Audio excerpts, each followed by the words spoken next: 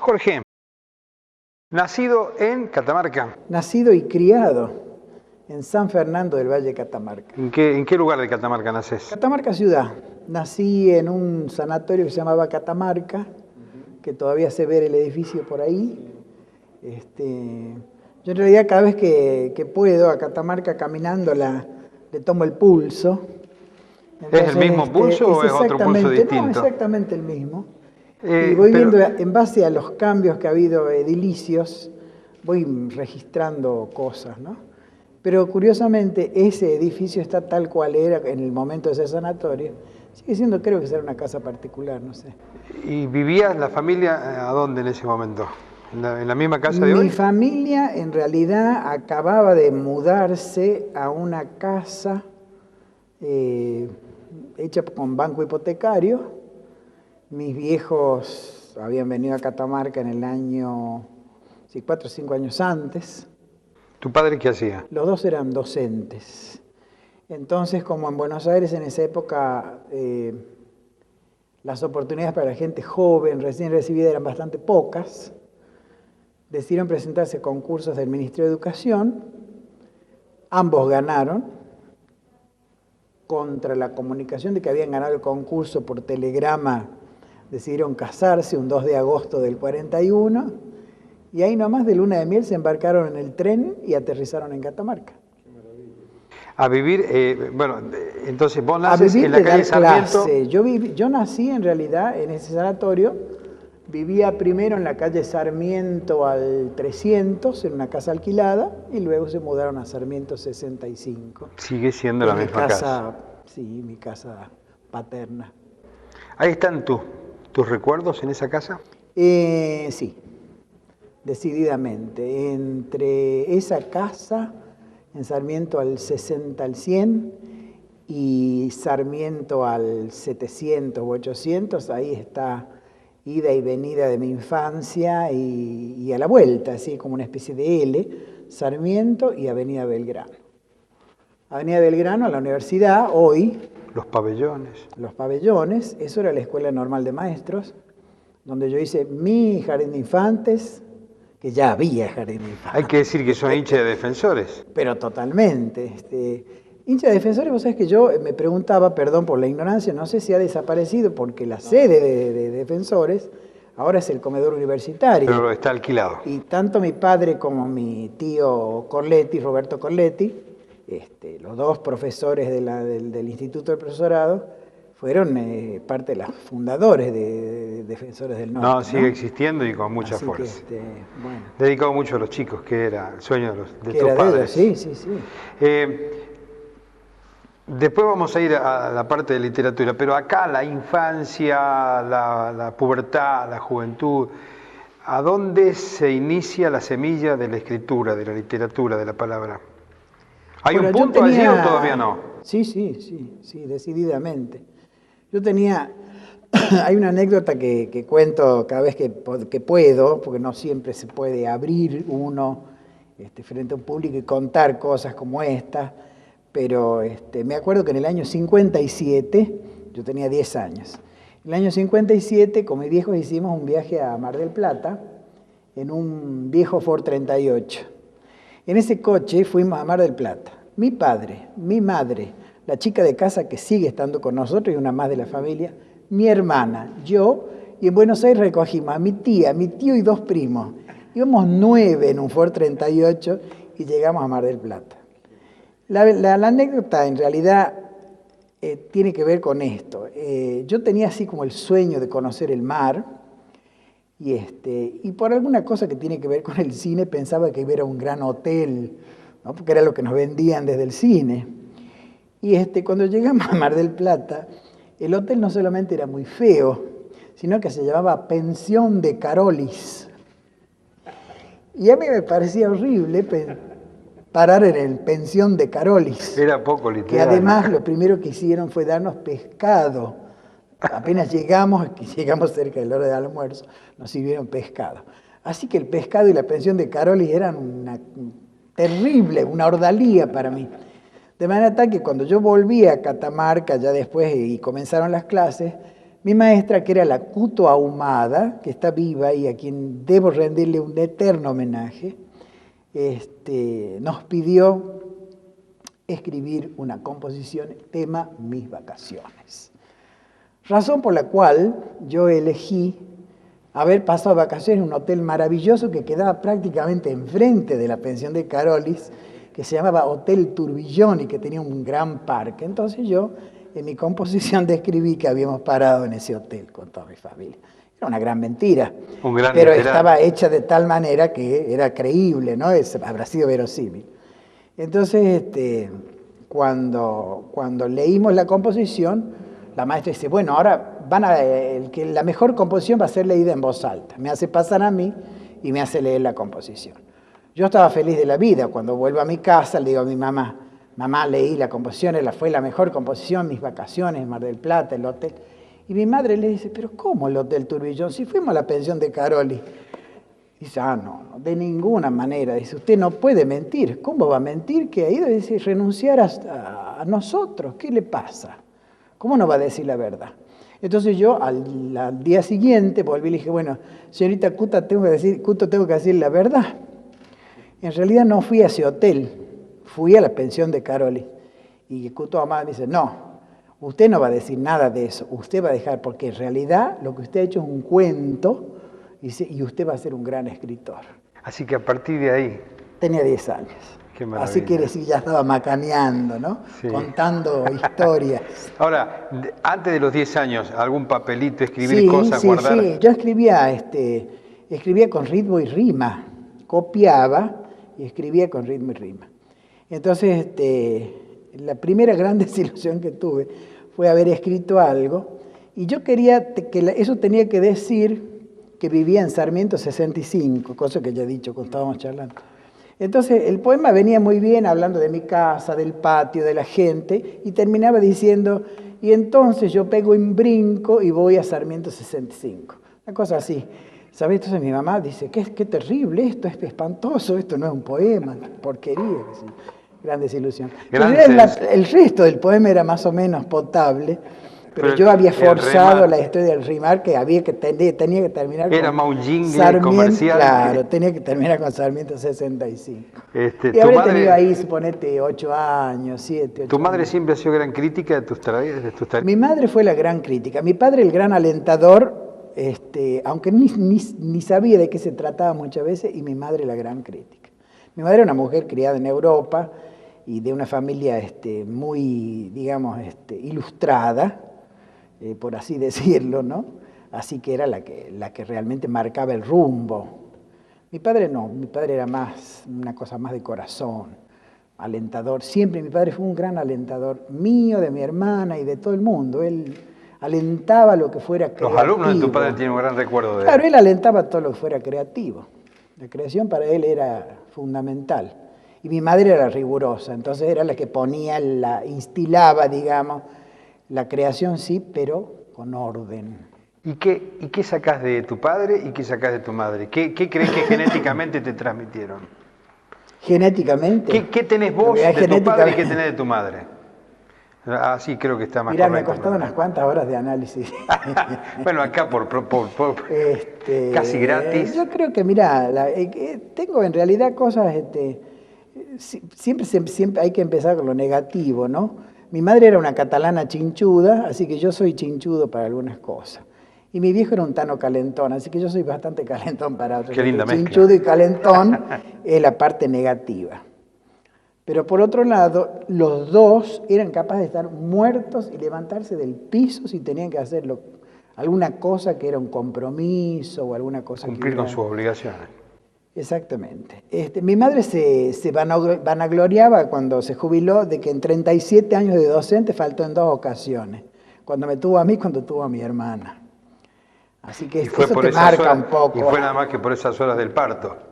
Te marca un poco la historia, ¿no? de la concepción del orden y de mi madre, ¿no? ¿Eran familias de vacacionar más allá del hecho de Mar del Plata? Éramos familias de vacacionar, sí, pero lamentablemente mi madre era muy temerosa de las cuestas. Como mujer nacida al lado del mar, todo lo que fueran encuestas le costaba mucho. A mi papá le encantaba y teníamos ese Ford 38 que lo tuvimos hasta el año 65, donde compró un Siam de Itela. Entonces mi papá quería salir de vacaciones y queríamos ir, suponete, al rodeo o a algún otro lugar un poco más alejado con cuesta, Santa María, no sé. Bueno, todo lo que fuera cuesta, mi madre se negaba así, matemáticamente. De allí que yo no tenga un conocimiento de infancia de toda esa Catamarca tan rica, tan maravillosa, que empecé a conocer después, pero mucho después. Es decir, que la infancia y la adolescencia es capital. Citadina, digamos, ¿no? De ciudad. Es media con asfalto, con salidas cercanas a la quebrada, al rodeo. Nos gustaba mucho el rodeo, las juntas. Cuando escribís, sí, en inglés o en castellano. Yo siempre escribo en castellano, siempre. Siempre. Es decir, No que los libros están traducidos. Los libros que salen en inglés están traducidos. ¿Por sí. vos? No. Cuando escribes y después repasas lo leído, ¿te das cuenta que esos antecedentes que tenés en tu inconsciente o en el consciente aparecen en esa literatura? Todo el tiempo. Permanentemente. Pero no es solo en mi caso. Todo autor tiene un numen de lo biográfico que de alguna forma u otra se asoma, con más evidencia o menos evidencia en su obra, ¿no? Recién me decías que te gusta caminar la ciudad cada vez que vienes. ¿Qué lugares te llevan a la infancia, primero? Mirá, hay un lugar que a mí me encanta, que se llama La Alameda, ahora se llama Paseo General Navarro. Pero sigue siendo la Alameda. Que lo fueron modificando. Yo recuerdo el piletón o lago artificial que tenía el Paseo Navarro, y sé que cuando era chico me metía en medio de los barrotes, mi vieja siempre tenía miedo que cayese al agua. Me acuerdo que había en mi lejana infancia unos botes que te llevaban hasta el parque, hasta la zona del centro. Hasta la glorieta esa. Hasta la glorieta esa. Ese es un lugar, por ejemplo, emblemático. No sé por qué, me encanta ese lugar. Es un lugar al que siempre vuelvo caminando, paso caminando por ahí. Aún modificado y todo. Modificado y todo. La Plaza 25 de Mayo es otro lugar que me encanta, esos desniveles que tiene. Es una plaza que no encuentro en ningún otro lado, es mi plaza, por ejemplo. La Placita Meguino, que para mí sigue llamándose Ameguino, que bien vale decirte que mi madre luchó muchísimo tiempo con la gente de Ciencias Naturales en el profesorado para que Florentino Ameguino, un gran paleontólogo, fuera reconocido en su obra, y lograron, después de mucho luchar, que la placita se llamase Ameguino. Y prendió enseguida lo de Placita Ameguino. Pero después enseguida vino un congreso mariano, se hizo ahí el altar del congreso mariano, y decidieron, en homenaje al congreso, cambiarle por Virgen del Valle. Entonces mi madre, que era sumamente católica y ferviente, por otro lado luchaba contra esta historia de cómo, con todo lo que luchó. Así que para ella siempre siguió llamándose Placita Ameguino. Razón por la cual yo sigo diciendo Placita Ameguino, ¿no? Y creo que muchos siguen diciendo Placita Ameguino. Sí. Yo tengo también, en los medios también decir la Placita Ameguino. Claro. Porque me parece que tiene muy pocos homenajes a Ameguino. Claro. Y era uno de los pocos homenajes que bien valía la pena mantener. Sí, mientras la Virgen del Valle, digamos, una omnipresencia en el valle. Obvio que sí. Y tiene no muchos. le quitan ni le pone que le pongan a una plaza, ¿no? Es más, yo creo que estaría contenta. Claro. Me parece, ¿no? Sí. Que está contenta, que se llame Ameguino. ¿Y tu juventud qué recuerdos tiene? Es decir, ¿cuáles son los lugares ya un poco más grandes? Bueno, tienen que ver... ¿Qué espacios son los de la juventud? Con espacios que yo no sé en qué medida se han perdido, tienen que ver con una falta de elementos para armar cosas como hay hoy, y entonces el ingenio de qué había que hacer para que aparezca esa diversión. Por ejemplo, el desfile de carrozas en la época del estudiante. Entonces eso demandaba una creatividad por parte de cada colegio diseñaba su carroza, elegía su reina, luego el desfile alrededor de la plaza. ¿Sos de la época todavía de los juegos florales? No. Ya no. No, ya no. ¿Pero había competencia en literatura? No. ¿En el secundario? No en mi época, no. No, lo que había un movimiento de teatro bastante interesante que estaba ahí prácticamente liderado por José Horacio Monayer.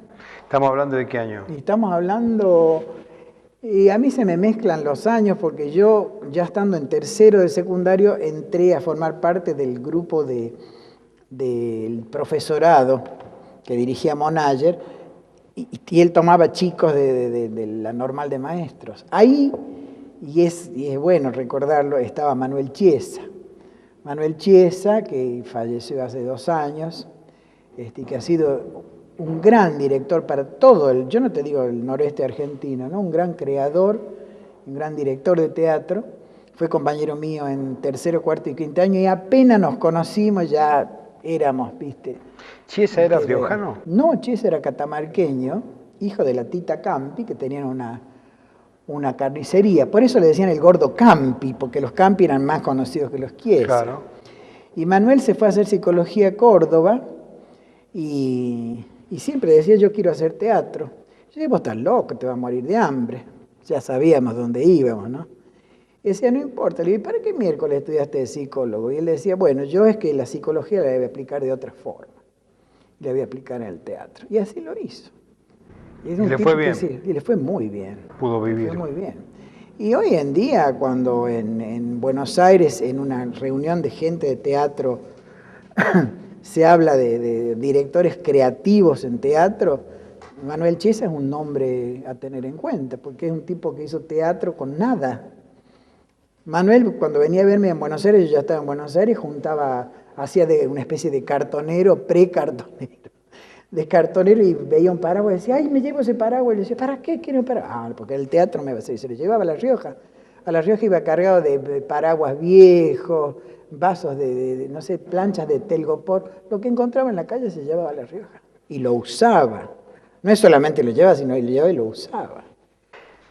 Para cerrar este bloquecito que tiene que ver con tu infancia y juventud, ¿te animás a hacer un pequeño ejercicio de memoria y decir a la gente, contarle cuáles son los íconos o los mojones en tu vida que vos consideres importantes y que han ido moldeando esto que hoy tiene una cantidad de libros muy importante? Más o menos, es decir, a lo largo de la vida, ¿qué te fue marcando el camino? ¿Qué cosas así preponderantes notas en tu historia? Sabes que los griegos hablan de la instituta, ¿no? Entonces, en mi caso, a partir de la escuela, hay como un paralelo entre mi vida y la escuela primaria y luego la secundaria, que van marcando esos hitos. En realidad es un momento, no solo en mi caso, sino para el país, donde la escuela era una célula que contenía todo lo que la sociedad de por fuera no contenía, de manera tal que la sociedad quería entrar a esa escuela para nutrirse. Lo que va pasando es que después la escuela se va quedando atrás y entonces, simplemente por nombrarte una cosa, la computadora no entra a la escuela. Entonces el chico que antes iba a la escuela porque tenía todo ahí, necesita salir de ahí para ir a la computadora, ¿no? Entonces, digamos, tanto mi escuela normal de primaria y secundaria, porque yo hice todo ahí, desde un jardín de infantes hasta quinto año, y además era un ámbito muy especial para mí, porque en ese edificio donde yo hice mi primario y mi secundario, trabajaban mi madre y mi padre de profesores, pero además mi padre era el tesorero del Instituto de Profesorado. Me da que yo entraba ahí como si fuera mi casa, porque mi tío era el vicerrector, mi madre era profesora, mi padre era el tesorero, así que yo bajaba a ponerle a tomarme un café con bizcochitos y a charlar con mi papá en los recreos, por ejemplo. Y a mi papá le encantaba, y a mí me encantaba tener acceso a todo eso, ¿no? O mi vieja, por ejemplo, que a la mañana hacía disecciones en un ámbito bastante peculiar, porque ella creó una especie de pequeño museo que todavía está, de ciencias naturales, que estaba exactamente debajo del baño de varones, de manera tal que entre la pestilencia de las disecciones y la humedad de pis del baño de varones que se colaba era insoportable, pero mi vieja estaba ahí.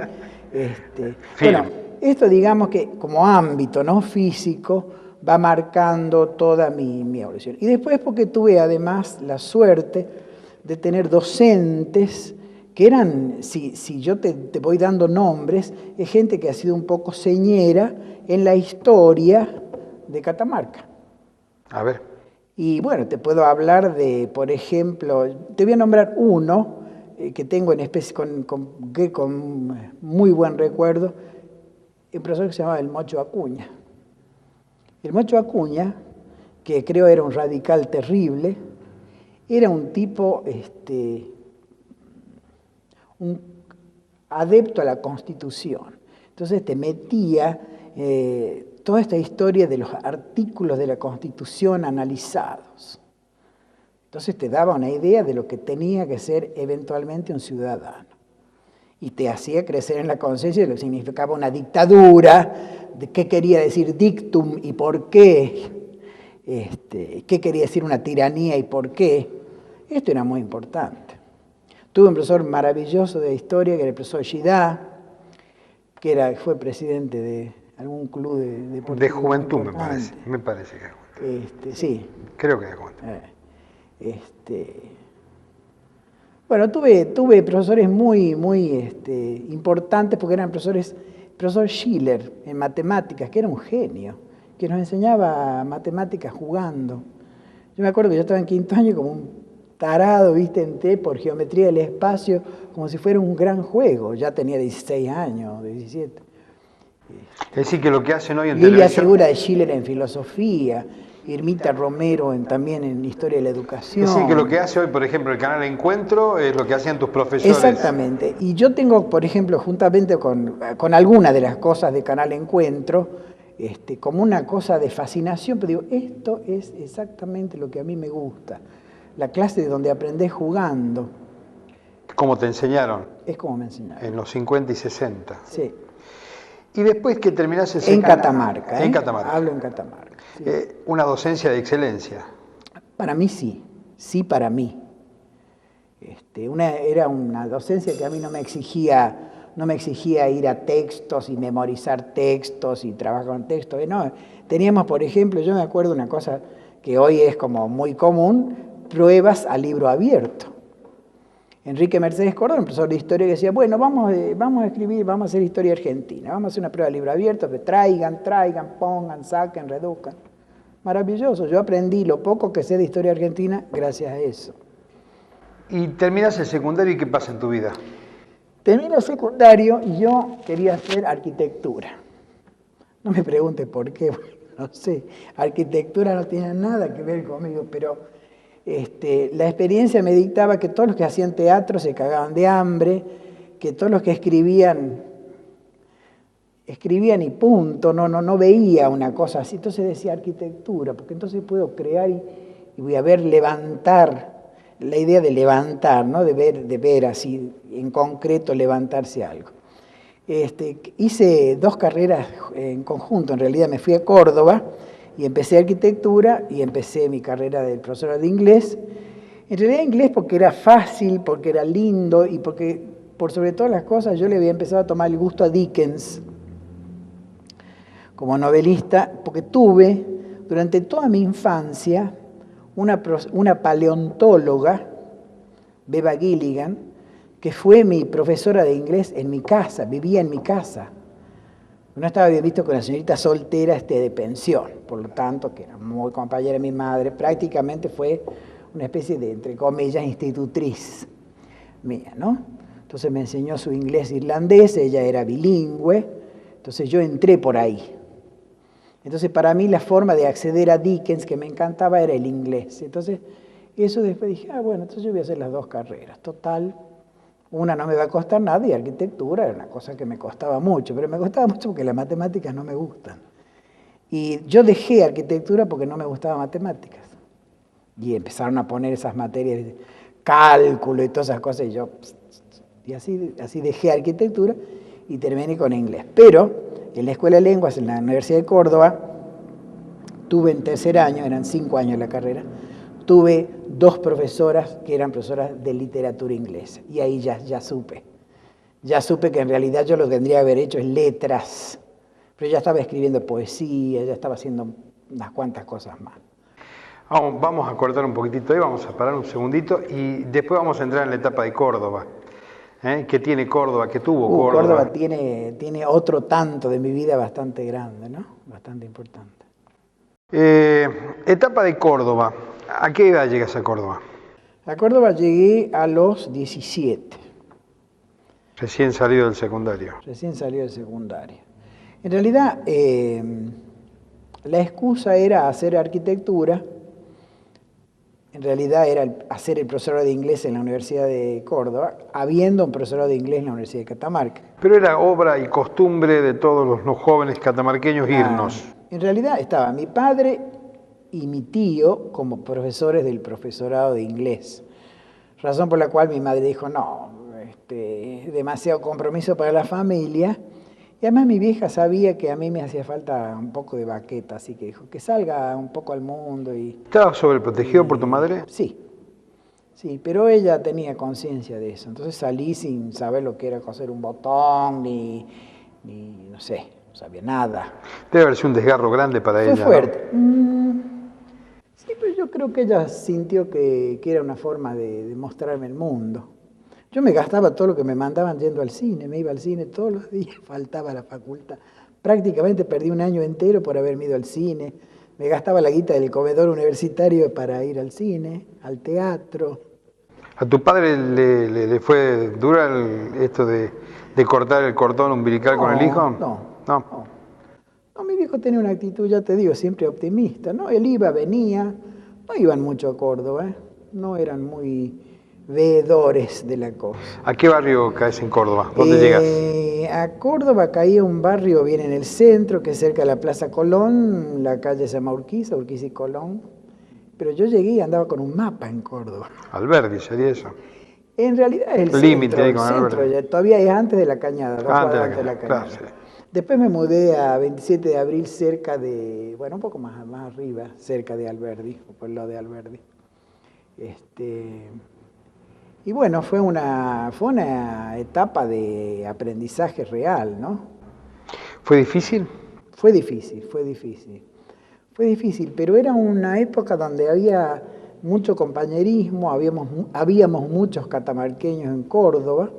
Empecé viviendo en una pensión con 3 o 4 compañeros y después alquilamos entre todos una casa.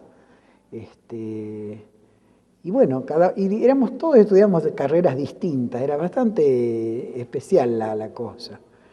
Pero bueno, nos llevamos fantástico, teníamos las provisiones que iban y venían vía Cacorba. Quien no sepa qué era eso, era...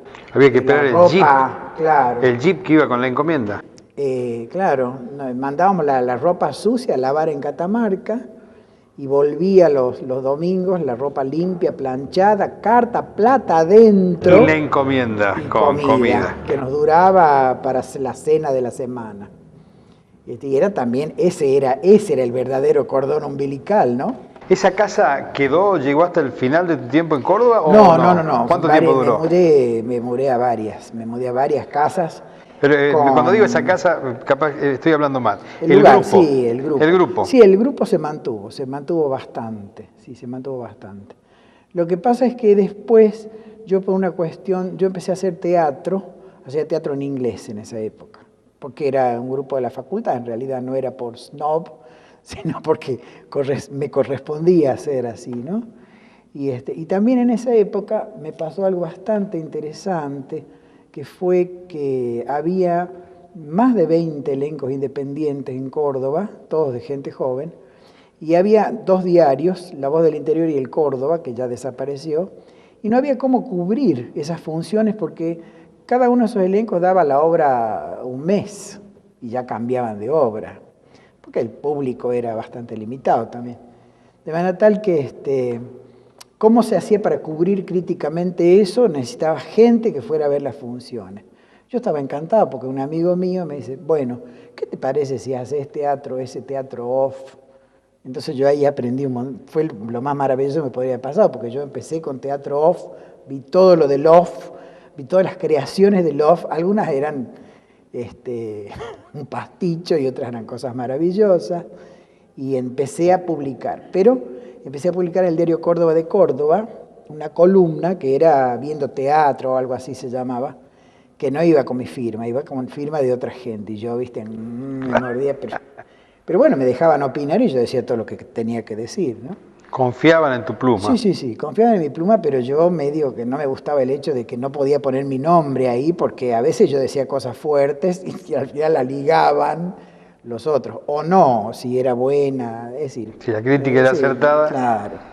Pero bueno, fue un aprendizaje fantástico. Ese es tu inicio como cronista de teatro, como analista de teatro, como crítico de teatro. Sí, en Córdoba. Ese es un poco mi inicio. Y también es mi inicio como... porque yo hasta ahí escribía poesía y no salía de algún cuento, de mis ganas de escribir teatro. Pero también tenía como mucho miedo de escribir teatro. Ahora, se ha perdido, me da la sensación, no sé, quizás desde Catamarca uno al mundo no lo ve completo, a lo mejor lo vemos parcial, pero me da la sensación de que se ha perdido el crítico de teatro, de teatro sobre todo, porque de cine todavía aparece algo. Pues mira, yo rescato de las cosas que yo hago cuando tengo que hablar sobre algo de teatro o sobre lo que sea que tengo que hablar. Siempre empiezo con una introducción que ponga en situación al lector. Pero no digo en tu caso, sí. si vos perdiste la condición crítica del teatro, sino digo, en general, en los medios periodísticos, en la gráfica, ¿desapareció un poco la crítica teatral? Mirá, no desapareció. Lo que pasa es que la gente le da menos valor, le da menos importancia.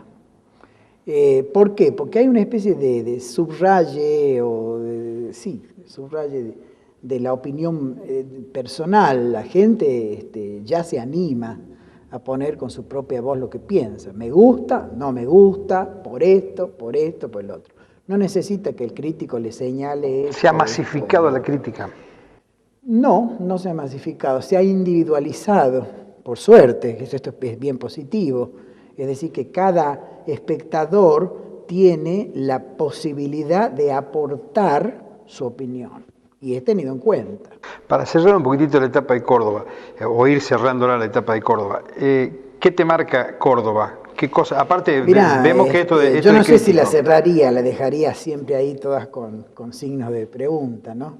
Pero a mí Córdoba me tocó vivir, por circunstancias físicas, de pensiones o de lugares donde estaba, de departamentos, asesinato de Pampillón, Cordobazo 69, Noche de los Bastones Largas, Noche de las Cadenas, Cordobazo, Viborazo. Toda la noche, lo que se llama o se conoce como la noche de la Argentina, ¿la viviste en Córdoba?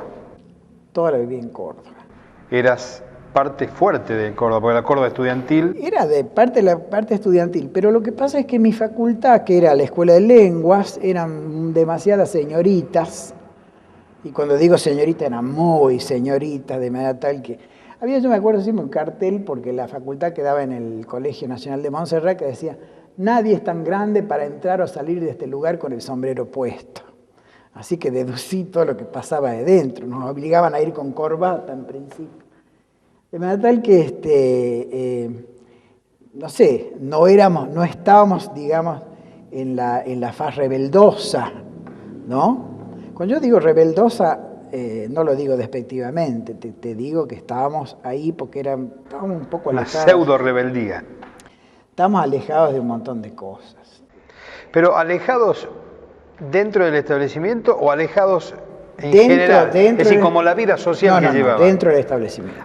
Una vez que salía de ahí hacía lo que te daba la gana. No, pero me refiero a decir, adentro porque en la institución, el rigor de la institución te exigía determinadas conductas. Una vez salido de ese rigor, ya como un ciudadano libre, digamos, de ese rigor, ¿tenía un compromiso fuerte con lo que estaba pasando en la calle? Claro, sí, el compromiso estaba siempre, sí. Y tan es así que tengo un montón de amigos y compañeros desaparecidos. Lo que pasa es que no era, para mí, personalmente, el panorama políticamente hablando no era una cosa clara. Yo no sabía qué era qué. Lo que pasa en Córdoba había muchísimas líneas de pensamiento que o convergían en el espacio físico, pero que no, estaban chocando. Ahí había unas cuantas cosas bastante difíciles de discernir, decir, bueno, yo estoy acá, estoy acá, estoy acá, estoy allá. ¿Dónde estabas en el Cordobazo? ¿En qué lugar, te acuerdas? Sí, estaba en la calle Jujuy y Avenida Colón. Y me vi el Cordobazo, sobre todo la marcha de obreros, avanzar por Avenida Colón. Siempre hay una película que se llama Marabunta, ¿no? Es una película sobre hormigas que van avanzando y van tirando árboles enteros. Y yo vi eso, gráficamente lo vi así. Vi la marcha que venían desde Avenida Colón hacia la Avenida General Paz, y que iban cayendo los carteles, la sensación es como que caían los carteles, las columnas. Entonces caía con el paso de esa masa humana, ¿no? ¿Eso te entusiasmaba la posibilidad de cambio con esa marcha, con esa marabunta que venía? Me impresionaba. ¿O te asustaba? No me asustaba, me impresionaba. Pero, aclaro, yo era un vedor desde una terraza, no estaba ahí abajo, ¿no? No estaba participando. No vamos a juzgar ahora si yo personalmente, no digo yo me digo a mí mismo, si debiera haber estado abajo, estaba ahí, ¿no? Obviamente la instancia fue más cómoda estar desde ahí arriba. Ahora, a esta altura, ¿te cuestionás esas cosas? ¿Por qué no bajé? Ya no. No, porque muchas de esas cosas fueron en su momento maravillosas, pero después resultaron ser sueños poco trasnochados. Se le costó la vida a mucha gente que la usaron como carne de cañón. Eso lo lamento. Es decir, esa sangre no cambió las cosas. Esa sangre no cambió las cosas, no. No la de esa época.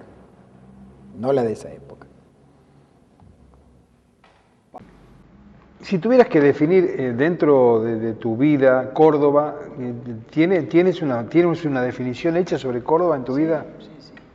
Córdoba significa para mí mi formación desde el punto de vista profesional.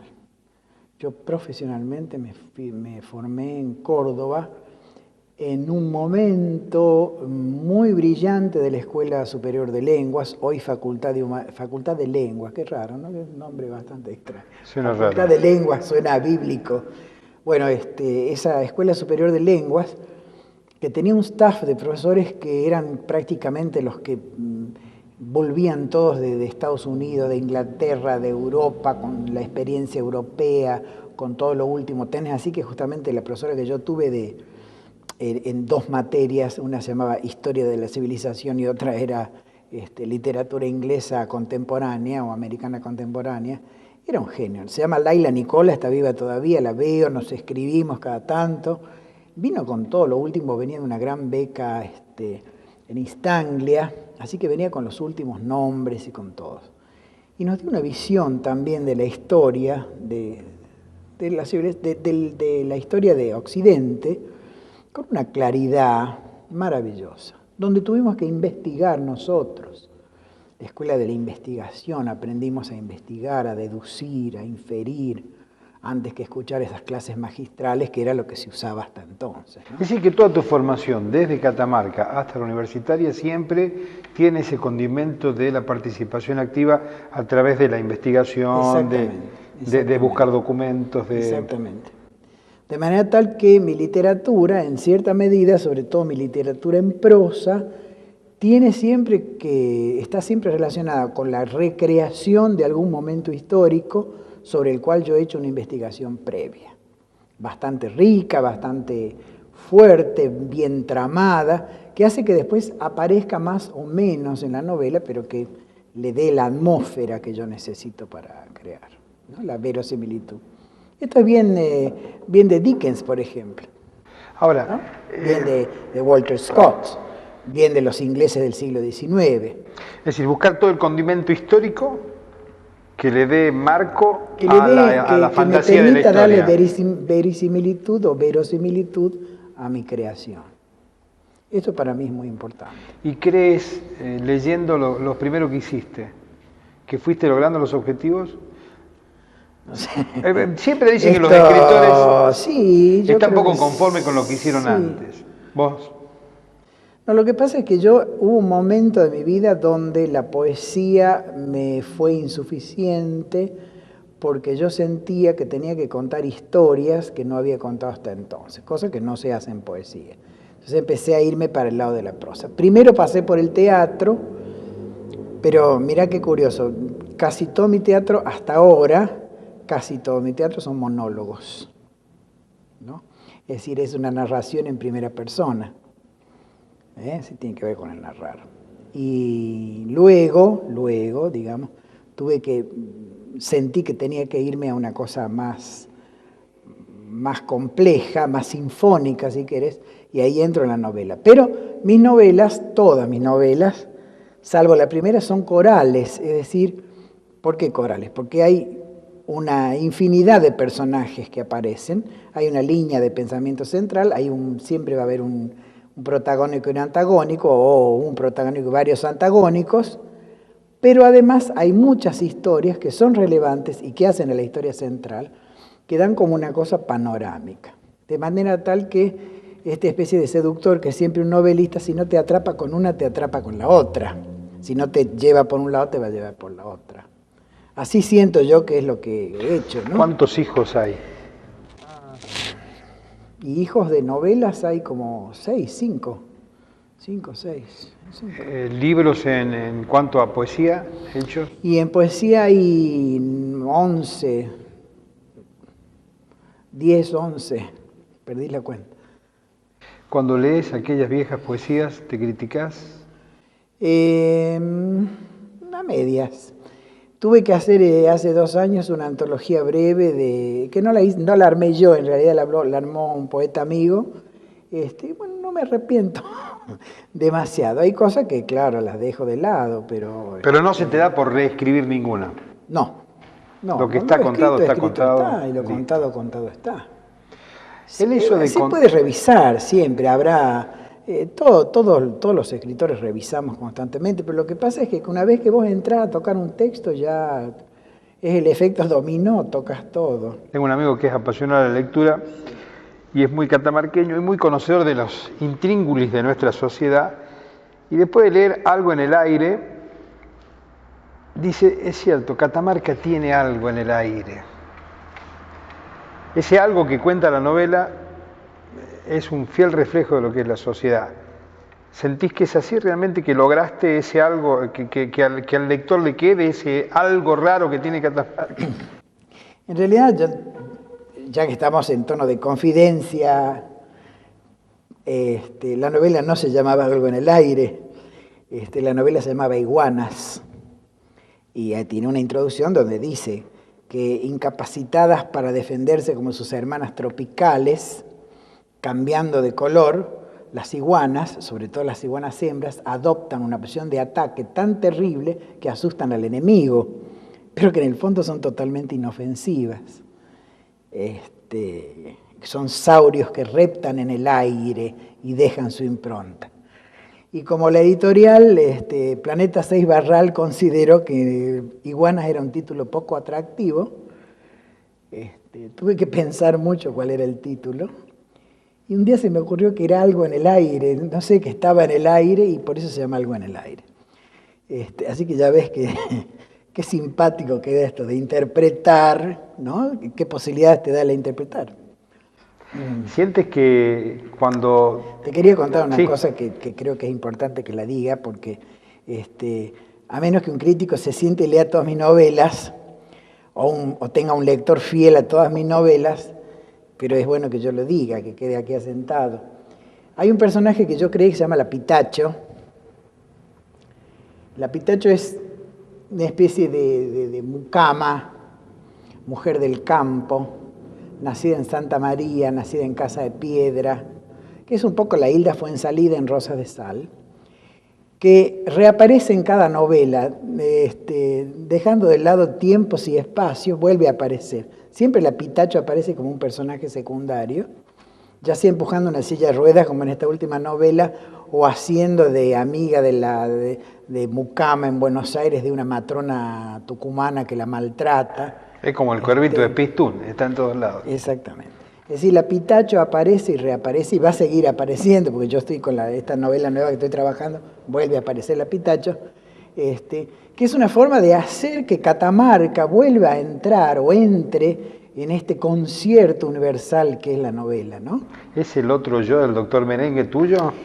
No, no es el otro yo, porque siempre el otro yo aparece de otra forma ahí.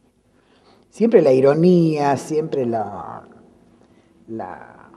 sí, el cinismo, cierto cinismo en el tratamiento de algún material, el sarcasmo es alto en Pablo Antonio, pero no en La Pitacho. La Pitacho es un personaje querendón, catamarqueño, fiel, abrazadora,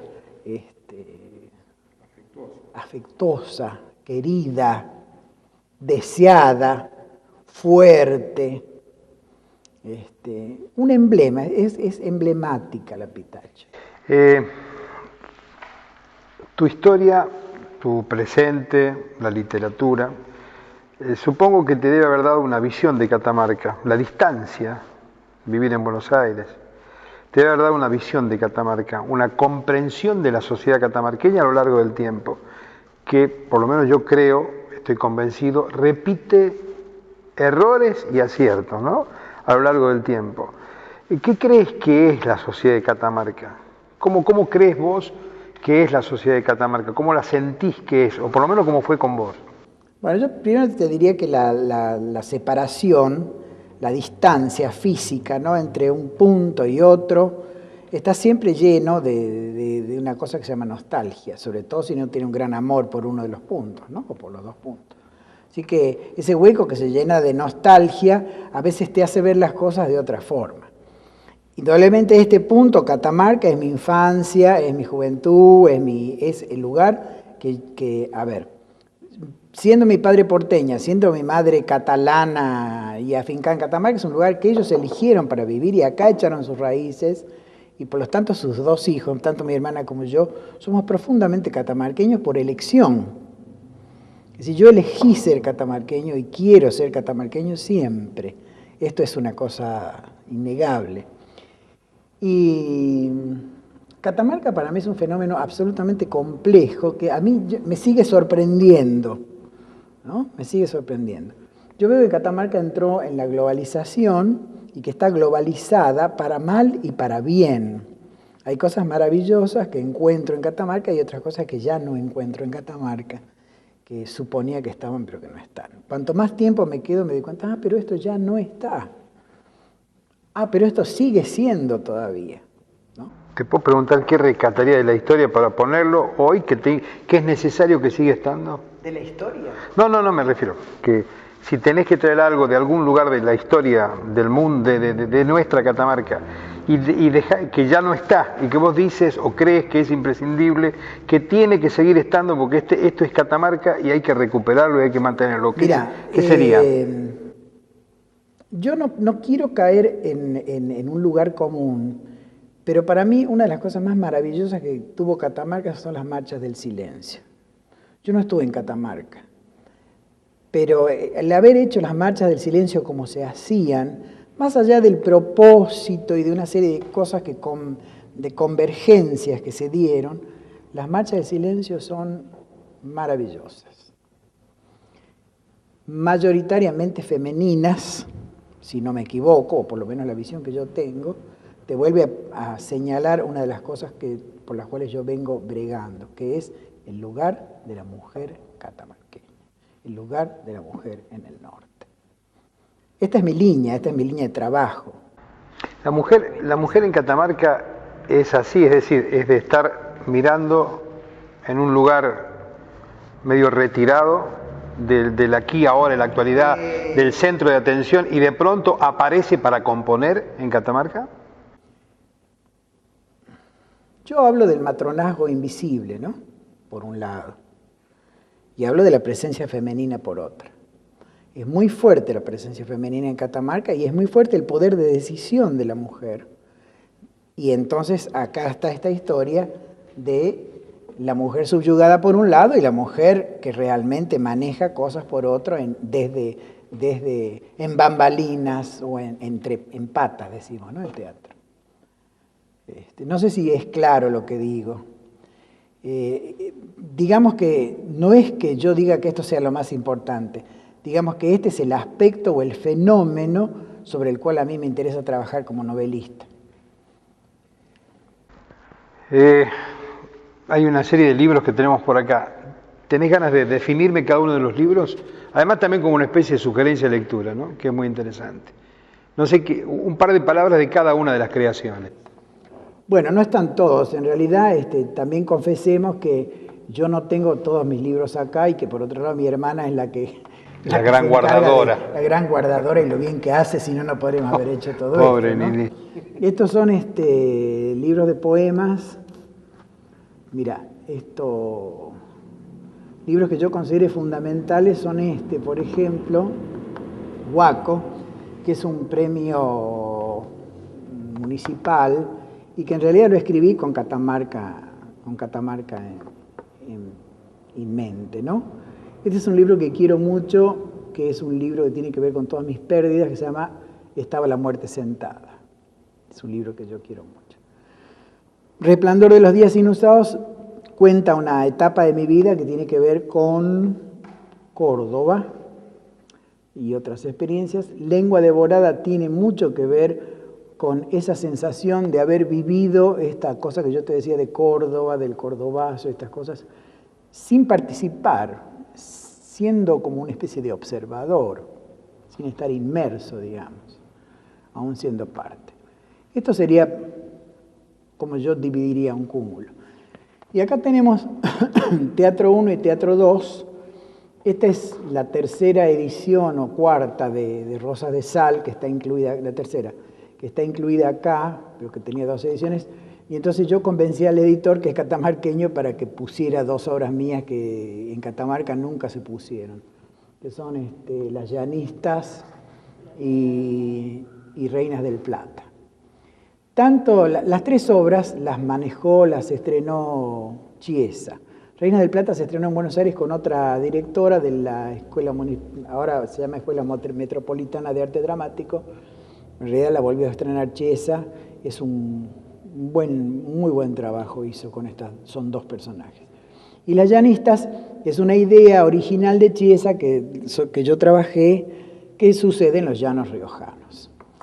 Y Teatro 2 es la enésima, ya no sé, edición de Rosa de Sal, y entonces yo convencí al editor, así como lo convencí acá, para que sume 6 o 7 monólogos dramáticos, que son más que nada ejercicios dramáticos para ser representados. Esto es la parte teatro.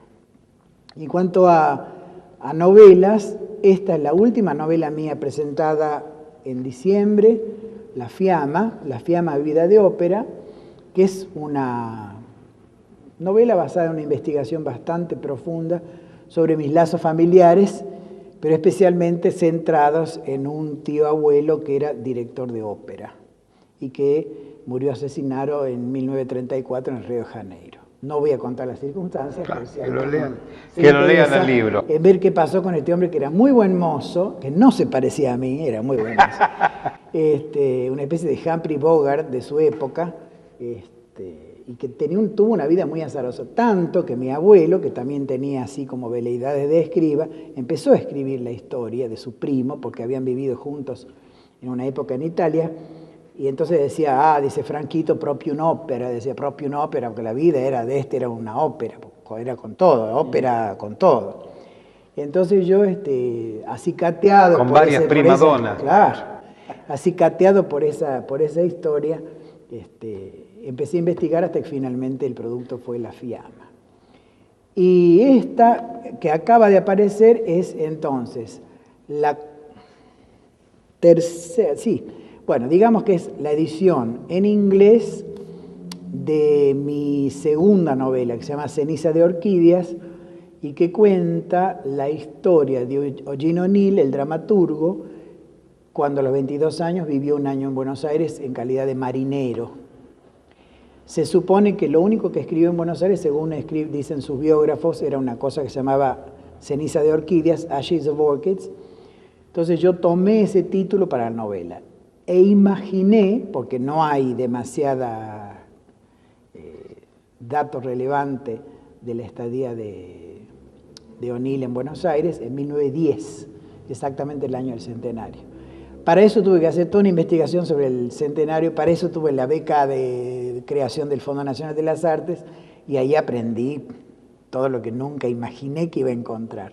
Y yo dije, bueno, acá tengo un material que empezó con O'Neill, pero que terminó con la Varsovia, toda la historia de las prostitutas, todas las historias del anarquismo, bueno, con una serie de historias que tienen que ver con 1910. Esa novela fue la que me valió el Premio Municipal de Buenos Aires, cosa de la cual estoy muy orgulloso y contento, sobre todo porque es un subsidio de por vida, no por el premio. Más allá de que el premio es muy importante, pero digamos porque me sustenta, me ayuda y me anima, ¿no? Esta investigación del centenario, se nos viene el bicentenario. Claro. ¿Hay similitudes en la historia, en estos 100 años que han pasado? ¿Hay cosas que no han cambiado? No, pero de todas maneras, en el centenario, no en esta novela también hablo un poco de este tema, ¿no? Que está escrita para el centenario del Teatro Colón. Pero digamos que en 1910 Argentina se autocorona Reina del Plata y se vende al mejor postor, de manera tal que desde 1908 más o menos se planifica y se planifica y se pone en funcionamiento la idea de que se pedía a distintos estados extranjeros donación de obras de arte para embellecer la ciudad de Buenos Aires, porque en 1910 se iba a celebrar el centenario y entonces lo que querían eran inversionistas extranjeros. Entonces había que, yo digo disfrazar, podemos decirle vestir, embellecer, llenar de afeites a la ciudad para que a la vista de los extranjeros que venían fuese maravillosa. Tan es así, no sé si nos da el tiempo, cómo vamos con el tiempo, pero fíjate que era tan importante la idea de que había que vender esto al extranjero, al mejor postor, que en 1907 en La Pampa se crea una reserva y se trae ciervo colorado y jabalíes de Europa porque iba a venir el rey de España. Entonces, no solamente se crea esa reserva y un castillo, una especie de mansión donde iban a alojar al rey, sino que desde Santa Rosa a La Pampa se hace un ferrocarril de trocha angosta que llevaba directamente desde la capital a eso que ahora se llama Parque Luro, que era donde se iba a alojar el rey. Con el tiempo, pasado 2 o 3 años, y los hicieron y terminaron a tiempo, todo se hizo muy bien, el rey de España nunca vino. Vino la hermana, la chata, ¿no? La princesa Isabel de Borbón. Pero bueno, mirad de qué sirvió. Esos animales en reserva rompen las cercas y se esparcen. Ese es el origen del ciervo colorado en el sur del país. Todo el ciervo colorado que tenemos en Bariloche viene de Santa Rosa de la Pampa, de esa reserva en Parque Luro, 1907. Qué maravilla. ¿No? Es realmente maravilloso. Entonces, perdón, sí. La idea para cerrarla sería que en este bicentenario estamos tratando de, en inglés se dice beautify, ¿no? Hermosear o pintar lo mejor posible la cosa para que venga las inversiones vengan. Creo que ahí hay una especie de, vamos a ver qué paralelo, vos me decía a ver si hay alguna cosa parecida. Vamos a ver qué ciervo colorado nos traen ahora. No, a ver. Vamos a ver qué están haciendo. Hay que hacer ciervo colorado ahora hay que traer algo para que, ¿no? Vos sabés que vamos a ver qué, no sé. En un momento de la charla me decías que ibas a estudiar arquitectura por aquello de te gusta levantar cosas, ¿no? Ver la obra crecer, hacerse grande. Tu obra. A ver, yo voy a usar una imagen lo más gráfica posible, ¿no? Yo te diría que como tengo mucha influencia del cine y es real, no es ninguna novedad, en algún momento, digamos, hice primero estaba muy concentrado, fui abriendo la lente, fui haciendo crecer mi obra y salí un poco al mundo, sin dejar Catamarca. Abrí un poco al mundo. Esta novela parte justamente, no deja tener la Pitacho dentro, pero va por todo el mundo. Llega a Australia, va a Roma, vuelve, es de escenarios múltiples. Pero ahora que yo diría estoy en mis 60 y pico, esta lente vuelve a cerrarse y ahora va a concentrarse nuevamente en Catamarca. La novela que estoy escribiendo se llama Agua Santa, ya tiene nombre. Y Agua Santa es la historia, es una historia real, catamarqueña, que va a tocar tangencialmente el intento de copamiento del Regimiento 17, especialmente en lo que hace al fusilamiento de la capilla, la masacre del Rosario, ¿no? No toma ese punto en particular, toma la historia de una mujer catamarqueña cuya hija es una chiquita de 19 años que aparece como muerta en un enfrentamiento con las fuerzas del orden en el sur de Tucumán, que no está relacionada directamente la historia con la masacre, pero que tiene que ver. Y que es una mujer catamarqueña que va a ver, más o menos sería como una historia paralela a mi historia, lo que va pasando en Catamarca entre 1947 a 1990. ¿Muchas horas de terapia? No tantas, no. Esto costó más barato que la terapia. Pero totalmente. Te hicimos repasar la historia. Mi madre siempre decía que yo era un cuentero, ¿no? Y bueno, eso es lo que soy, un cuentero.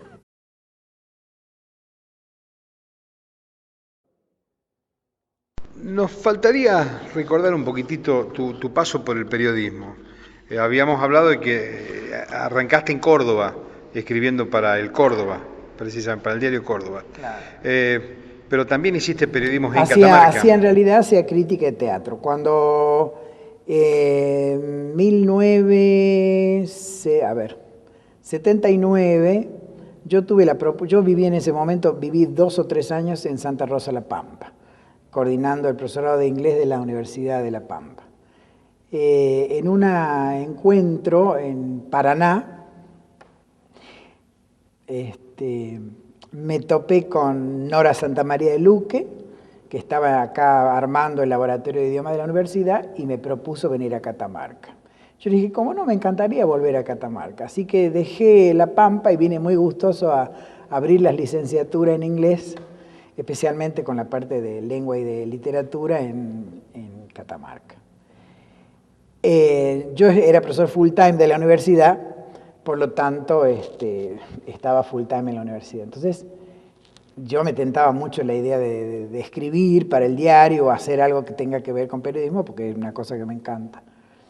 Y es una forma de despuntar el vicio, ¿no? Entonces recuerdo que Saceta en ese momento me habla y me dice, Pablo Antonio, usted no quiso, mire, yo soy full time de la universidad. Sí, bueno, dice, lo podemos hacer bajo algún seudónimo, ¿no?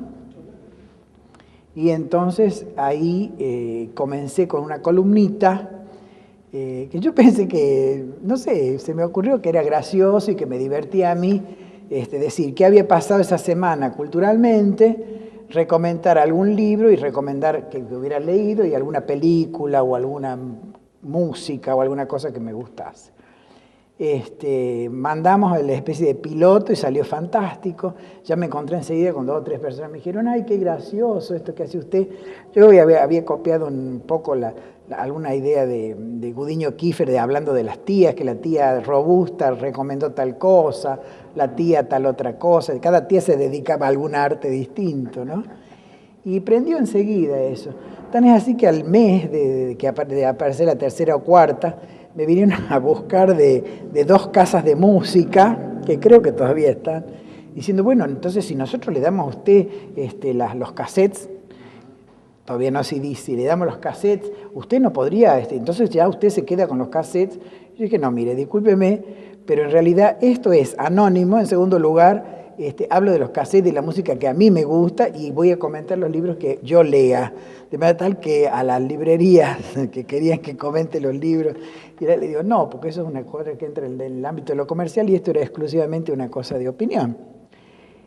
Y también en ese momento se creó, fue un momento muy brillante de la Unión, donde estaba Dardo Lucero en la parte de cine, Y me dice, si hacemos algo que tenga que ver donde opine sobre la televisión, entonces también me di el lujo con otra columnita que se llamaba Bajo la Lupa, de opinar sobre los teleteatros y toda la pacatería. Para mí fue muy divertido eso. Y lo hice mientras estuve en Catamarca, que fueron 2 años y pico. Y después con un concurso que gané, me fui a Buenos Aires y dejé de hacerlo. Y lamentablemente se perdió, ¿no? Pero seguís, Bueno, de Buenos Aires seguís también con... Sí, esa columna que se llamaba Astrolabio, ¿sí? La recuperé hace 1 año y pico para una FM catamarqueña que hacía los sábados un programa de cultura, se llamaba Aguante Cultura. Ahí estaba Lulo Nieto y ¿quién más? Y Roberto Alvarenga. Sí. Así que les mandaba un microescrito, ellos lo leían, se llamaba Astrolabio en Caja, porque como era en radio, Astrolabio en Caja, entonces empezaba a comentar. Que también tuvo su momento, ¿no? ¿Y cuál era la continuidad como tarea periodística? Es decir, Bueno, ¿te vas a Buenos Aires? Periodísticamente, cuando me voy a Buenos Aires, por algún tiempo intenté entrar en algo que tenía que ver con un diario importante. No lo logré porque me querían full time. Y ustedes saben que los tiempos de redacción son terribles, son a la noche, así que después de trabajar todo el día, ir a una redacción y de noche era terrible. Entonces, una de las cosas con la que pude más o menos congeniar fue con hacer crítica para el Buenos Aires Herald. Y eso fue también muy interesante porque Buenos Aires Herald me daba no solamente la posibilidad de poner mi nombre y apellido a las críticas, sino ver todo el teatro que yo quisiera. Entonces yo veía 2 o 3 horas de teatro por semana, lo que implicaba que todas las noches me acostaba muy tarde y a las 7 de la mañana estaban dando clases en la facultad, pero fue muy valioso para mí porque también me puso. Esto no lo dije, pero ahora aprovecho a decirlo. También esta historia de ver tanto teatro y de ver todo lo que se hacía en teatro es bastante inhibidora para el que escribe teatro, sobre todo porque yo sigo creyendo en el teatro de autor. No es que no esté con el teatro de director, elenco y autor escribiendo juntos, me encanta, incluso creo que es como debe ser. Pero como estoy criado en toda esta escuela del teatro de autor y creo en el teatro de autor y creo en el texto del teatro de autor, es muy inhibidora esta tarea de ver todo lo otro, porque al final uno sabe, y a ver qué me gusta, qué hago, cómo hago. Condiciona. ¿no? Te autocondiciona. Te condiciona. No sé si te autocensurás, pero que te condiciona, te condiciona. ¿El periodismo fue un hecho placentero? Muy, muy placentero. Tanto que lo seguiría haciendo. Se cortó